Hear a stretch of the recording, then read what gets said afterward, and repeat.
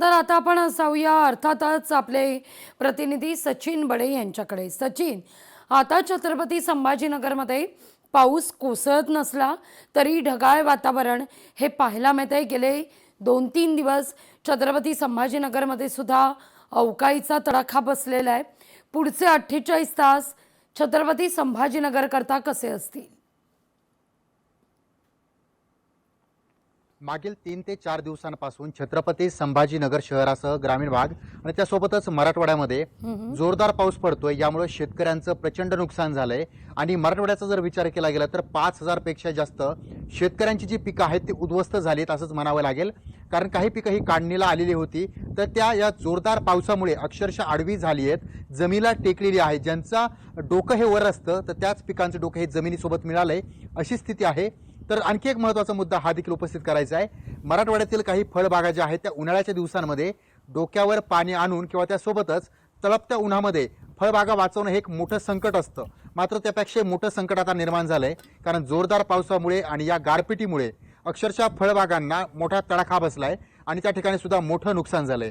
ऐन वेळेला झालेल्या जोरदार पावसामुळे शहरातील काही भागांमध्ये जे काही पत्रे उडून जाणं, त्यासोबत काही साहित्य उडून जाणं, काही ठिकाणी बॅनर फाटणं, अशा प्रकारच्या काही घटना देखील घडलेल्या आहेत आणि काही जागांवर झाडं देखील कोसळून पडलेली आहेत. छत्रपती संभाजीनगरचा विचार केला गेला तर या शहराला पाऊस म्हणजे हा काही नवीन नाहीये. मात्र यावर्षी म्हणजे हा जो काही पाऊस सुरू झाला आहे, यावर्षीचा जो पाऊस पाहायला गेला तर या तडाख्यामुळे अक्षरशः नागरिकांच्या घरामध्ये पाणी शिरलेलं आहे आणि जे काय दररोज त्या ठिकाणी राहावं लागतं, जे दररोज वापरायचं जे साहित्य आहे, धनधान्य आहे किंवा जे काही जीवनोपयोगी साहित्य आहे ते पूर्णपणे पाण्यामध्ये भिजलेलं आहे. अशी स्थिती छत्रपती संभाजीनगरसह मराठवाड्यातील काही जिल्ह्यांमध्ये आहे.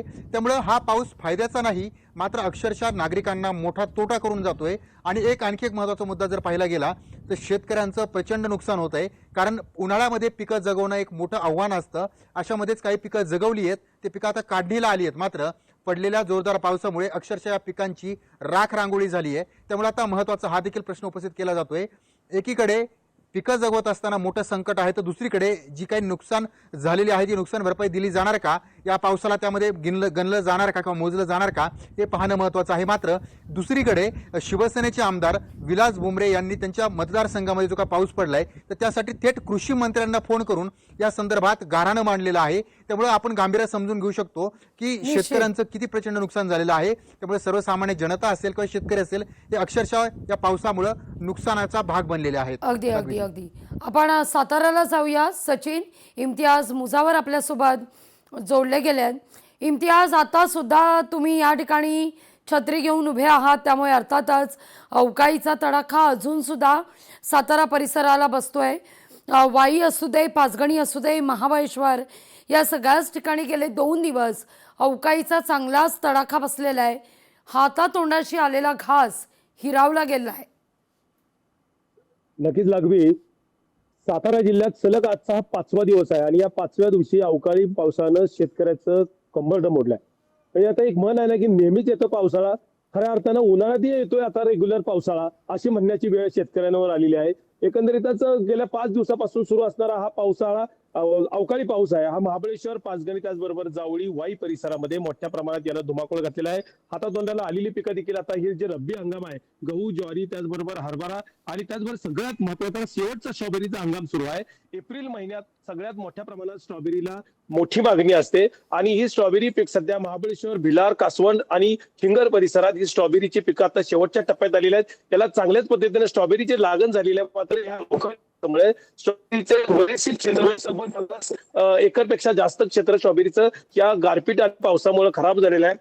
खऱ्या अर्थानं आता उन्हाळी हंगाम सुरू झालेला आहे महाबळेश्वर, पाचगणीचा आणि याच्यातच जे पर्यटक पुण्या, मुंबईसह देशभरातून येत असतात ती खास करून या उन्हाळी हंगामात स्ट्रॉबेरी खाण्यासाठी येत असतात. मात्र ती स्ट्रॉबेरी आता या पावसानं पूर्णतः बरबाद झाली असल्याचं काही ठिकाणी चित्र आहे. एकंदरीतच हा 5 दिवस दुपारपर्यंत कडक ऊन असते, म्हणजे तब्बल 32 ते 36 डिग्री अंश सेल्सिअसचं तापमान असते. ऊन हा आग ओकत असतोय, सूर्य हा आग ओकत असतोय आणि अशा परिस्थितीमध्ये तब्बल 4 वाजल्यानंतर अचानक वातावरणात बदल होतोय आणि वातावरणात बदल होऊन मुसळधार पाऊस पडतोय. विजांचा कडकडाट, ढगांच्या गडगडाटासह भीतीदायक पाऊस असा येतोय.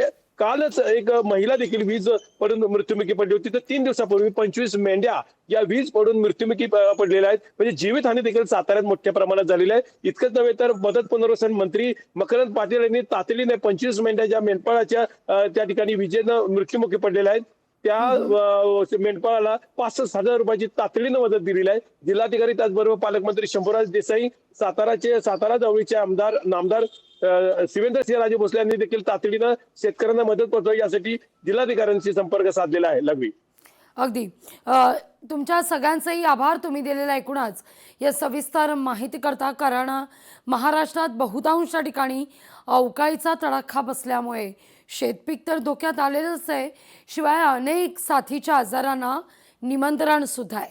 त्यामुळे अर्थातच त्या दृष्टीनं आरोग्य यंत्रणा सुद्धा सज्ज असल्याचं पाहायला मिळत आहे. वळूया पुढल्या महत्त्वाच्या बातमीकडे. बातमी शिर्डीतली आहे. शिर्डी पोलिसांकडून कल्पना खरातला लुकआउट नोटीस आहे. कल्पना खरात ही अर्थातच अशोक खरातची पत्नी आणि कल्पना खरातचे परदेशी जाण्याचे मार्ग आता बंद करण्यात आले आहेत.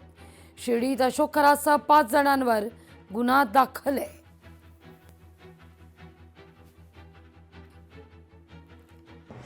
तर अशोक लोकशाही मराठी ऐका, पहा, जागरूक रहा.